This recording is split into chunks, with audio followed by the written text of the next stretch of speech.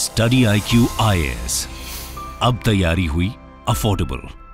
नमस्कार दोस्तों मैं एक बात हमेशा कहता हूं कि जियोपॉलिटिक्स के अंदर परसेप्शन बहुत ज्यादा मायने रखती है। कौन सा देश किसके साथ खड़ा हुआ है, क्या इंटरनेशनली किसी देश को सपोर्ट मिल रहा है कि नहीं मिल रहा है, ये काफी मायने रखता है। तो क्या है कि अभी जो भारत और कनाडा का विवाद चल रहा है, आई एम श्योर कि आप में से बहुत से लोग ऐसा सोच रहे होंगे, जानना चाहते होंगे कि कनाडा को इस समय कितना सपोर्ट है, भारत को क्या कोई सपोर्ट कर रहा है कि नहीं, यहां पर क्या कनाडा आइसोलेट हो रहा है। इसको लेकर मैं आपको बता दूं, जो बड़ी खबर ओवरऑल आप देखोगे तो भारत की जो ग्रोइंग इंपॉर्टेंस है हर एक तरफ से, वो मैं आपको वीडियो में बताऊंगा। इसकी वजह से कहीं ना कहीं जो कनाडा है इस समय वो आइसोलेट हो गया है। जिस तरह का इल्जाम कनाडा ने भारत के ऊपर लगाया है, तो ऐसा तो है नहीं कि भारत चुपचाप बैठा रहेगा, वो भी अपने मित्र देशों से बातचीत करेगा, उनको समझाने की कोशिश करेगा, भारत का जो स्टैंड है वो क्लियर करेगा। तो इसके बारे में हम डिस्कस करेंगे कि क्या कारण है जिसकी वजह से आज के डेट में, क्योंकि कनाडा आप समझिए एक इंपॉर्टेंट कंट्री माना जाता है वेस्टर्न अलाइज में। अगर आप वेस्टर्न कंट्रीज की बात करो, यूके, यूरोप के कई देश, यूएसए हो गया, तो उसमें कनाडा का भी नंबर आता है। G7 का मेंबर है, आप सोच के देखिए। तो कनाडा का आइसोलेट होना अपने आप में बड़ी बात है, इसको मैं आपको बताऊंगा। चलिए आगे बढ़ते हैं, लेकिन उससे पहले ध्यान रखिएगा, आज से हमारा 3 live batch, pure English, pure Hindi और इंग्लिश बैच। अगर आप यूपीएससी 2024 के लिए प्रिपेयर कर रहे हो, प्रीलिम से लेकर इंटरव्यू तक की पूरी तैयारी इन बैचेस के अंदर कराई जाएगी। आपके पास एक बड़ा मौका है, हमारे वेबसाइट ऐप पर जाइए, कमेंट सेक्शन में इसका लिंक है, वहां पर जाकर यूज करिए कोड अंकित लाइव। ये कोड इस्तेमाल करने से आपको मैक्सिमम डिस्काउंट मिलता है और जितने भी फीचर्स हैं वो आपके एक्टिवेट हो जाते हैं, चाहे live classes, personal mentorship, test series, सब कुछ आपको इसके अंदर मिलेगा। और इसके अलावा अगर आप एमसीक्यूज अटेम्प्ट करना चाहते हैं तो मेरे इंस्टा पेज पर जा सकते हैं, वहां पर स्टोरीज में जितने भी एमसीक्यूज हैं उसको आप अटेम्प्ट कर पाएंगे। चलिए शुरुआत करते हैं और सबसे पहले ये देखते हैं कि एग्जैक्टली अभी हो क्या रहा है। देखिए, कनाडा ने इस हफ्ते सोमवार को, आपने देखा होगा, इनके जो प्राइम मिनिस्टर हैं जस्टिन ट्रूडो, उन्होंने जिस तरह से यहां पर लिंक बैठाया और कहा कि भारत सरकार का कहीं ना कहीं जो सेपरेटिस्ट सिख लीडर का मर्डर है उससे लिंक बैठता है। इसकी वजह से यूजुअली क्या होना चाहिए था, यूजुअली जो डेमोक्रेटिक अलाइज हैं, जो वेस्टर्न पार्टनर्स हैं, कनाडा, यूएस, यूके, ऑस्ट्रेलिया, ये सब हमेशा एक साथ आ जाते हैं। जब भी इन देशों के अंदर कहीं कोई प्रॉब्लम होती है, ये सारे देश एक साथ खड़े होते हैं। लेकिन इस बार नहीं। क्यों? क्योंकि इस बार जो इल्जाम लगाया है कनाडा के ऊपर, वो लगाया है भारत के ऊपर। अब आप समझिए, भारत आज के डेट में सभी कंट्रीज के लिए, मतलब कि जितने भी आप वेस्टर्न कंट्रीज की बात करिए, अगर उनको चाइना को काउंटर करना है तो उसमें भारत एक बहुत इंपॉर्टेंट रोल निभा रहा है। और वहीं अगर हम कनाडा की बात करें, जिसकी पॉपुलेशन मुश्किल से 40 मिलियन के आसपास है, वो यहां पर ऑब्वियस सी बात है चाइना को टक्कर नहीं दे सकता। तो यह बात वेस्टर्न अलाइज को काफी अच्छे से पता है कि वो भारत का साथ नहीं छोड़ सकते। और इनफैक्ट इसीलिए अगर आप देखोगे कनाडा के टीवी डिबेट्स में, वहां के प्रोफेसर्स, एक्सपर्ट्स, उन सभी ने इस चीज को कहा है कि India is important in western calculation for balancing China and Canada is not. ये मैं नहीं कह रहा हूं, ये कनाडा के खुद के, वहां के ओटावा कार्लटन जो यूनिवर्सिटी है, उन्हीं के प्रोफेसर के द्वारा कहा गया है, इंटरनेशनल रिलेशंस के बारे में जो जानते हैं। This really does put Canada of side among all other western countries.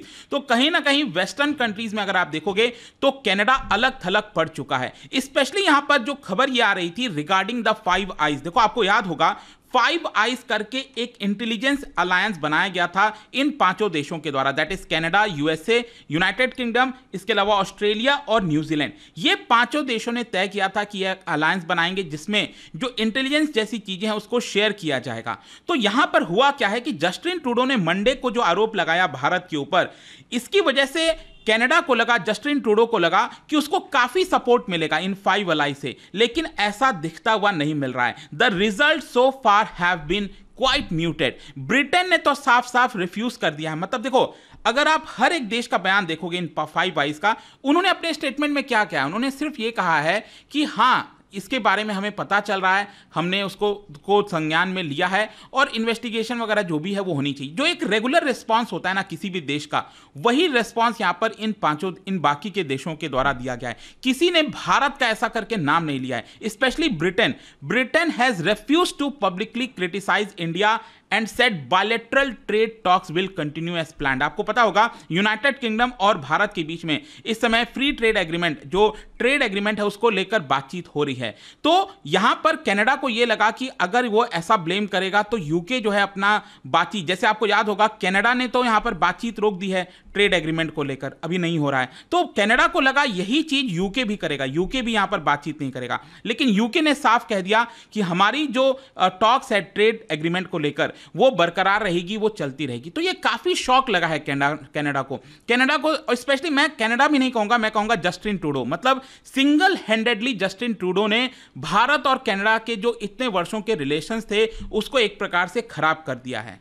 और स्पेशली यहां पर आपको एक और चीज समझना है कि कनाडा ने, जस्टिन ट्रूडो ने जो आरोप भारत के ऊपर लगाया उसमें उन्होंने अभी तक कोई भी डेफिनेट जो एक एविडेंस होता है ना कि हां ये एविडेंस है, इसके तहत हम ये इल्जाम भारत के ऊपर लगा रहे हैं, वो एविडेंस अभी तक कनाडा ने नहीं दिया है, अभी तक वो एविडेंस शो नहीं किया है। इसकी वजह से भी बताया जा रहा है कि यहां पर जो यूके का रिस्पॉन्स है वो काफी म्यूटेड रहने वाला है और फ्री ट्रेड डील जो है वो एक मेजर पॉलिटिकल विन होगा यूके के लिए भी और भारत के लिए भी। और इनफैक्ट मैं आपको एक और इंटरेस्टिंग चीज बताता हूं, G20 में आने से पहले जब ऋषि सुनक आ रहे थे और उनकी वाइफ आपको पता है कि इंडियन ओरिजिन के हैं ऑब्वियसली, तो वो जब भारत आ रहे थे G20 समिट के लिए, उसके जस्ट पहले उनसे खालिस्तान के इशू को लेकर बोला गया, क्योंकि आपको याद होगा यूके में भी एक मामला आया था जहां पर हमारे जो हाई कमीशन है उसके बाहर जो झंडा था उसको खालिस्तानियों ने एक तरह से उखाड़ने की कोशिश की। तो वो सब कुछ हो रहा था, तो उनसे ये सवाल पूछा गया। तो देखिए ऋषि सुनक का क्या जवाब था।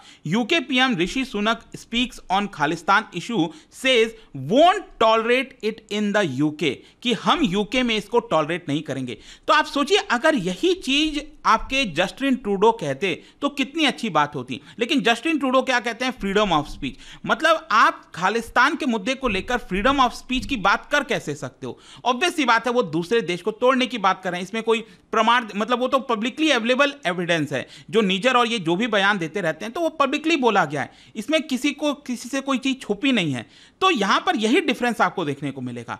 जहां तक यूएसए की बात है, यूएसए की तरफ से भी आप देखोगे तो व्हाइट हाउस नेशनल जो सिक्योरिटी एडवाइजर हैं जॉन किर्बी, उन्होंने भी कहा कि United States was deeply concern and encouraged Indian officials to cooperate in any investigation. तो अगेन वही सेम रेस्पॉन्स यूएस के द्वारा भी दिया गया कि जो भी इन्वेस्टिगेशन वगैरह है हम चाहते हैं कि इंडियन ऑफिशियल्स उसमें कोऑपरेट करें। India rejects the idea, it was, Bharat ने तो साफ इनकार कर दिया है। और मैं आपको एक इंटरेस्टिंग चीज बताता हूं, देखिए वॉशिंगटन पोस्ट जो कि यूएस का न्यूज़पेपर है, उन्होंने यहां पर रिपोर्ट किया, उन्होंने बताया है बड़ा इंटरेस्टिंग चीज।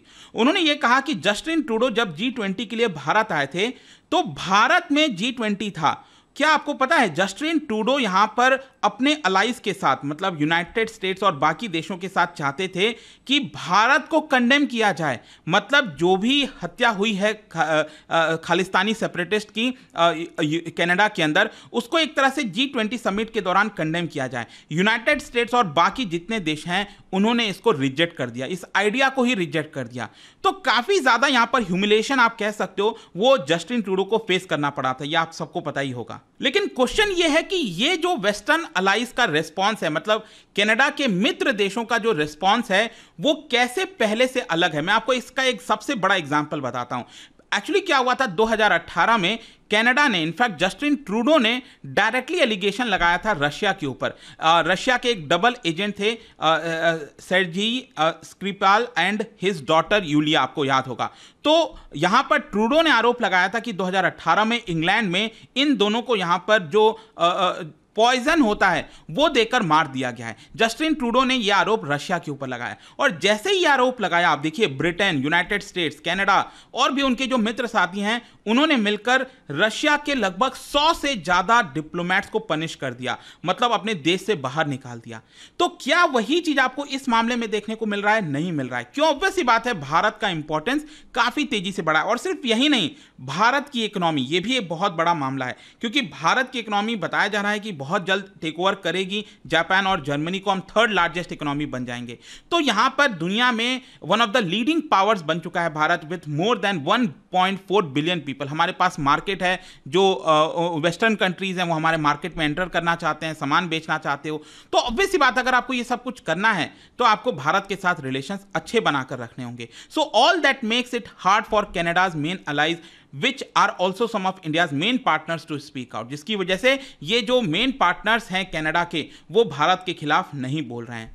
अब फाइनली कंक्लूजन क्या निकलता है? देखो कंक्लूजन ये निकलता है, यहां पर अभी वेटिंग गेम चलेगा। कहने का मतलब यह है कि अगर मान लो कल के डेट में कनाडा एक बहुत ही सॉलिड एविडेंस लेकर आता है, देखो सिर्फ एविडेंस और इधर उधर घुमा के चीजें बोलने से नहीं होगा।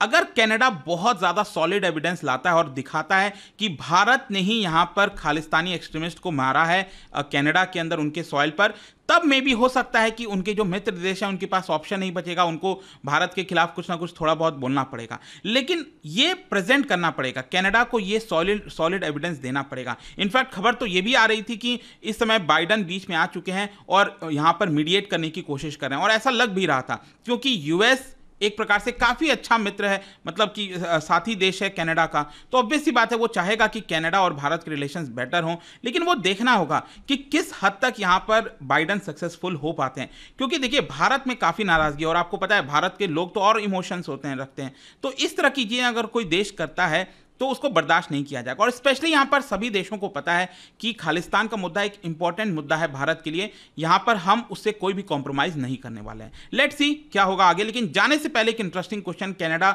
जो कि नॉर्थ अमेरिका का कंट्री है उससे रिलेटेड यहां पर 2 स्टेटमेंट मैंने डाला है, आपको बताना है नॉर्थ अमेरिका के बारे में। इसका राइट आंसर आप सबको पता है, मेरे इंस्टाग्राम पर तो मिलेगा ही, वहां पर अगर आप नहीं हो कोई बात नहीं, टेलीग्राम से ले सकते हैं इसका सही उत्तर। मैं कई सारे जो MCQs हैं वो यहां पर स्टोरीज में डालता रहता हूं। बाकी अगर आपको PDF ये जो टेलीग्राम पर आइए, अलग अलग सोशल मीडिया पर आप जुड़ पाओगे। और जैसा मैंने आपको बताया, आज से ही हमारे जो 3 लाइव बैच है दोस्तों स्टार्ट हो रहे हैं, don't miss this, just use the code Ankit live to get maximum discount. And I hope कि वीडियो आपको पसंद आया होगा। मिलता हूं आपसे next time, till then thank you very much, see you soon. Study IQ IAS, अब तैयारी हुई अफोर्डेबल।